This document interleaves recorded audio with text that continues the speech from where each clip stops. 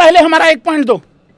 तुम्हारे हारने से केकेआर को फैंस लोगों को दुख हो रहा है कि नहीं हो रहा है मुझे नहीं पता। Punjabi fan in the house guys को बहुत जलन हो रही भाई। हमारा एक पॉइंट लेके घूम रहे हैं भाई, किसी काम का नहीं। अरे हमारे किसी काम आ जाएगा, तुम्हारे तो है भी नहीं काम का।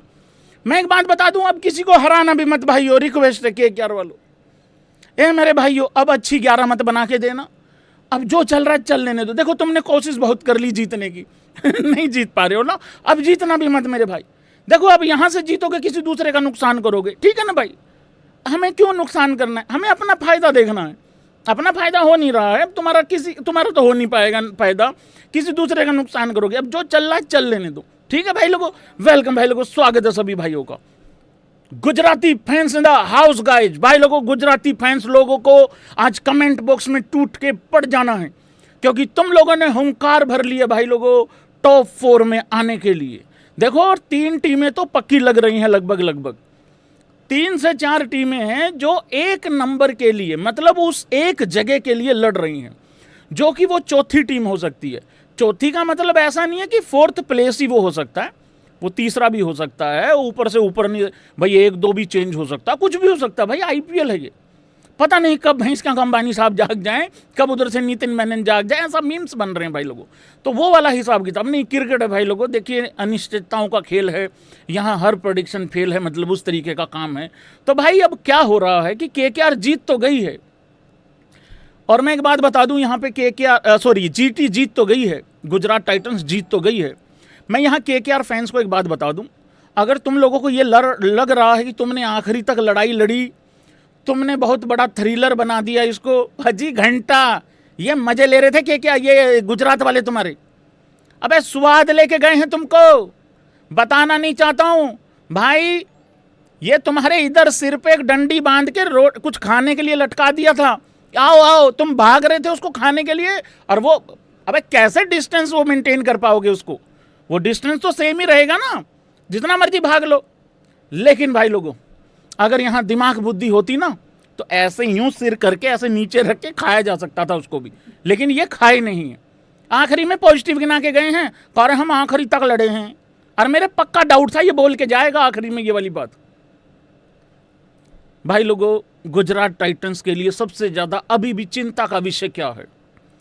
देखो मेरी बात से गुजरात टाइटंस के सारे भाई लोग डिसएग्री करेंगे, और मैंने लास्ट ईयर भी कहा था। अब कुछ लोग बोलेंगे मेरी शुभमन गिल मेरी प्रिंसो सेंचुरी के चक्कर में लग गया था। ओ यार भाई सिंपल मैच था, ओके था, सेंचुरी भी बन जाती तो क्या दिक्कत थी यार भाई।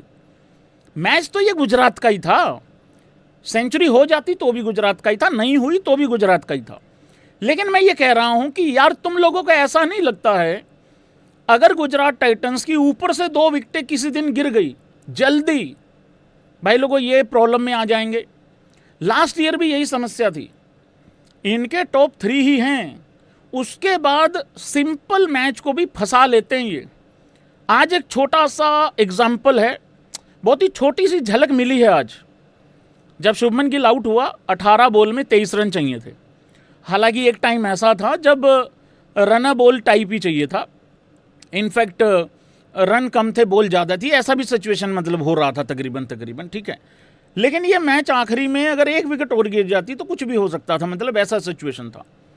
तो भाई अभी भी गुजरात टाइटंस की वही कहानी है पिछले साल वाली, कि ऊपर वाले 3 में से अगर 2 चलेंगे तो हम जीत जाएंगे, अगर 3 में से 1 ही चलेगा तो सामने वाली टीम का बराबर का चांस है, और अगर कहीं आते ही 2 विकेटें गिर गई फिर तो कहानी खत्म है। एक बंदा लड़ भी लेगा तो कितना लड़ लेगा, क्योंकि एक तो केकेआर का भी लड़के गया है। गुजरात टाइटंस अगर ये वाला काम ठीक कर लेना भाई अपना, देखो अभी भी इनको आखिरी ओवर में 5 रन चाहिए थे, 5 रन चाहिए थे भाई, वो तो वाइड डाल दिया रमनदीप ने, और ओवर डालने के लिए रमनदीप था। हालांकि उसने विकेट भी ले लिया था मेरे ग्लेनू का, वो आउट भी कर गया था, लेकिन शाहरुख खान को इंपैक्ट प्लेयर उतारना पड़ा रे। उधर से राशिद की ईगो हर्ट हो गई, वो कर रहा यार भाई मैं ठीक तो था यार भाई यार, मतलब तो वो वाली कहानी है भाई लोगों। हाँ, एक अंसारी करके लड़का है, कह रहा है तू तो कल केकेआर को जिता रहा था। अबे ढक्कन, इस बात पे सिर्फ गुजरात वाले हंसेंगे जिन लोगों को मेरा पता है। बेटे मेरी प्रेडिक्शन सिर्फ पंजाब और आरसीबी के लिए है करेक्ट, बाकी किसी भी टीम को चुनता हूं तो घोड़े लग जाते हैं उसके। अबे आंख के अंधे, चौथी फेल, अंगूठा छाप, बकरी चौर, गधे बेच के गुजारा करने वालों की तरह एक्ट क्यों कर रहा है तू? तूने जब कल ये सुन लिया था कि केकेआर जीतेगी, मैंने बोला, उसके अगली वाली लाइन कौन सुनेगा बे? उसके अगली वाली लाइन भी सुननी होती है। तो मैंने कल अपने गुजराती भाई लोगों को एक प्रॉमिस किया था कि मैंने भाइयों चिंता नहीं करनी है, if you know you know, KKR पक्का ये मैच जीतेगी। देख लो भाई लोगों, हुआ कि नहीं हुआ काम सिस्टम, मतलब पूरा एकदम।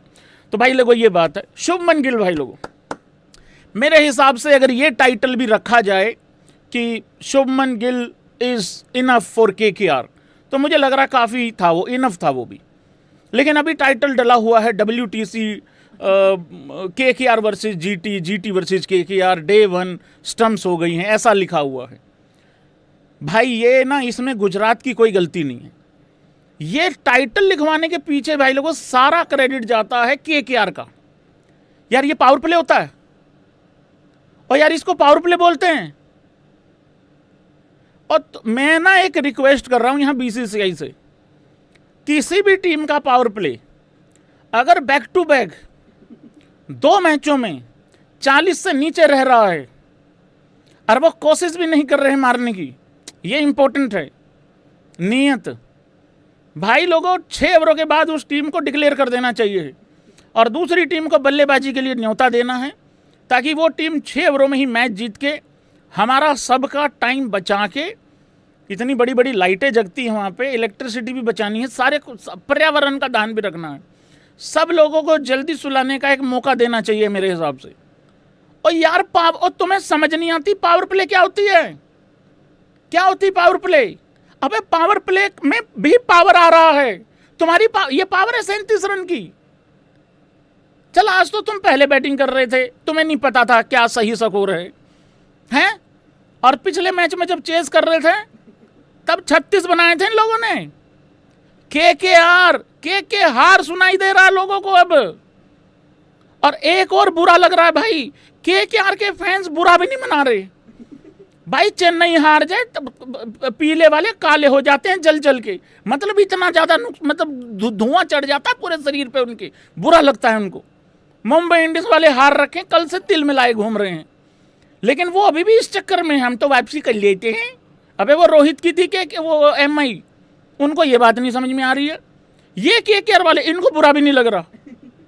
ये भैंस की यहाँ मुकरी जाते हैं, हमें तो नहीं पता कौन क्या है केकेआर, नहीं हमारे तो लेन देन कोई। इस पूरे लाइव पे देख लेना, गिनती के 4 मैसेज आएंगे, भैया बचपन से केकेआर का फैन था लेकिन अब बुरा लग रहा है। वो भी मुकर रहे हैं, वो कह रहे छोड़ यार अपनी क्यों बेइज्जती करानी खाम खा। और एक और बात बता दूं, मैं पावर प्ले की बात कर रहा हूं अभी तक, इन्होंने पावर कोच रखा हुआ है।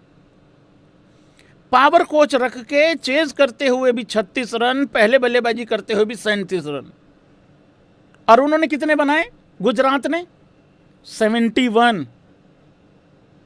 जीतने आए हैं जीत के जाएंगे, हम नहीं उनमें से मात जो खाएंगे, लाख रोके कोई हम फतेह पाएंगे, too hot to cool all the king's men we rule, कोरबो लोरबो जीत बे जीत जाएंगे, जीतने आए हैं जीत के जाएंगे। कितना एनर्जी वाला गाना है ये भाई साहब। ये गाना सुन के मैं दीवार के आर पार निकल जाऊं। शाहरुख खान साहब ने कितना बढ़िया इसमें डांस किया था एक टाइम पे, इतने अमीर आदमी को रुला दिया भाई। और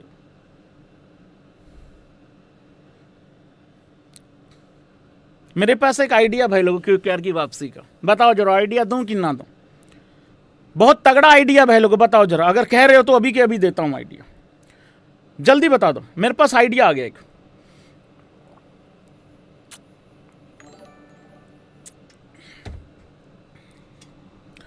इनका ओनर गोइंका बना दो इनका ओनर गोइंका जी को बना दो, लेकिन ये अनाउंस नहीं करना है कि गोइंका जी इनके ओनर हैं। गोइंका जी की मीटिंग करवाओ इनसे बंद दरवाजे के अंदर, कैमरा नहीं होना चाहिए वहां पे।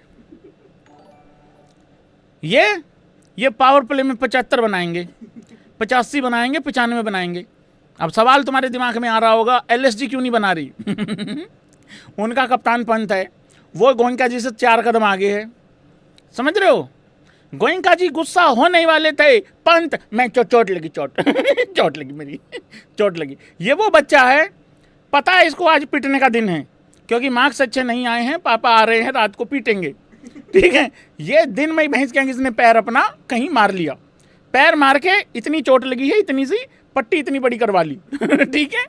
रात को पापा आए, हाँ रिपोर्ट कार्ड कहाँ है, ये तो फेल हो गया ये तो फेल, लाइए मेरा जूता लाइए, इसका तो चोट लगी है, कब ठीक होएगा, कल हो जाऊंगा, ठीक है कल शाम को कूटूंगा, कल दूसरे पैर में और मरवा ली। तो भाई ये सिस्टम है इनका, ये और मुझे कोई चांस नहीं लग रहा इनका। रहाणे को भाई लोगों, रहाणे बहुत अच्छा कैप्टन है यार, मैं बता दूं एक बारी, जिसको लगता है रहाणे बहुत ही घटिया कैप्टन है, मैं एक बात बता दूं। कल एक सवाल पूछा था एक महिला मित्र ने, क्या मुझे लगता है कि हार्दिक पांड्या एक घटिया कैप्टन है? तो मेरा जवाब ये था कि मुंबई इंडियंस के लिए तो बिल्कुल है, लेकिन एज कैप्टन वैसे बुरा नहीं है। गुजरात को पहली बार टाइटल जितवाया, दूसरी बार ऑलमोस्ट जितवा दिया था, आखिरी बॉल पे जाके हार गए। उसके बाद मुंबई इंडियंस का कप्तान जब बना तो उसके बाद घोड़े लग गए। अजिंक्य रहाणे के साथ तो ऐसा कुछ भी हम एसोसिएट नहीं कर पा रहे हैं। हाँ, अजिंक्य रहाणे मैं दावा के साथ बोल सकता हूँ, आज भी बोल रहा हूँ दावे के साथ, कि अजिंक्य रहाणे को अगर टेस्ट का कैप्टन बनाया जाए अभी के अभी, ये बंदा वहाँ जिता के ले आएगा। हालांकि वहाँ बहुत तगड़ा रिकॉर्ड है उसका, पर भाई लोगों ये टेस्ट क्रिकेट नहीं चल रहा है यार, ये तो आईपीएल चल रहा है ना। क्या तुम लोगों को ऐसा नहीं लगता कि केकेआर की टीम का जो कप्तान है अजिंक्य रहाणे, सबसे पहले तो इन्होंने जिस तरीके से कप्तान बनाया था अजिंक्य रहाणे को, भाई मैं तो हाथ हूँ कर दूं, मतलब इस तरीके जो नीयत से बनाया था, इस आदमी को पहले अनसोल्ड जाने दिया था इन लोगों ने। यार तुम जिसको कप्तान बनाना चाह रहे हो वो पहली बार ऑक्शन में आया, मतलब जब उसका फर्स्ट टाइम नाम आ रहा है उस दिन तुम उसको अनसोल्ड जाने दे रहे हो। बाद में तुमने देखा भैंस क्या कुछ है ही नहीं रहे, चले काम करते हैं इसको कप्तान ही बना देते हैं बाद में। हालांकि बाद में आप इस तरीके से मार्केटिंग भी करते हो, देखो हमने तो रिस्पेक्ट दी है, ये कहा कि कद्दू रिस्पेक्ट है, पहले अनसोल्ड जाने दिया फिर बाद में रिस्पेक्ट दे दी। अबे तुम्हारे पास ऑप्शन नहीं दिखा तुम लोगों को कुछ उसके बाद, और मुझे नहीं पता तुम किसको लेने के चक्कर में थे, अय्यर को, पंत को ले लेते इससे बढ़िया। पंत से तो याद आता पंजाब बच गई, उसको भी डर था कहीं पंजाब ना ले ले। अब हमें डर लग रहा है कि अच्छा हो गया कि नहीं लिया, अब हम डरे डरे घूम रहे होते हैं, काश अगर ये कप्तान होता तो क्या हो जाता, अगर ये कप्तान होता तो क्या होता, मतलब उस हिसाब से। भाई तुम लोगों को ऐसा नहीं लगता रहाणे 4 कदम पीछे है जो आज T20 क्रिकेट खेली जा रही है एज कैप्टनसी में? एज बैट्समैन तो क्या ही बात करूं, बड़ा वो आग के गोले फेंक रहा है मुंह से, पहली बॉल पे धरा गया आज भी। जब चेज होता है तब वहां स्ट्राइक रेट अच्छा नहीं होता, तो वो वाला सीन चल रहा है। मेरे हिसाब से 4 कदम पीछे चलता है अजिंक्य रहाणे। आज भी वो टेस्ट का कप्तान होगा, बहुत अच्छा कप्तान होगा, क्योंकि वहां टाइम मिलता है, टाइम मिलता है गेम में सोचने का, समझने का, बीच में चाय का ब्रेक भी होता है, यहाँ चाय का भी नहीं हो रहा, ठीक है, चाय का भी होता है, रोटी पानी का ब्रेक भी होता है, उस हिसाब से 3-3 सेशन भी होते हैं डेली के, फिर खेल 2 घंटे में ख़त्म भी नहीं होता, 5-5 दिन तक गेम चलता है, तो वहाँ टाइम मिलता है कुछ आपको प्लानिंग करने का, या हो सकता सामने वाले थक थका के हार जाए। यहाँ ये बड़ी फास्ट गेम है, यहाँ आपको कप्तान चाहिए भाई लोगों, रजत पाटीदार जैसे, श्रेयस अय्यर जैसे, रियान पराग जैसे कप्तान चाहिए आपको, तेज तरार लोग जो ऐसे दीवार सूंघ के बता दें अंदर क्या चल रहा है, मतलब उस हिसाब से। बहुत स्लो है भाई लोगों हिसाब किताब। हाँ जी, कहाँ से शुरू करें भाई लोगों?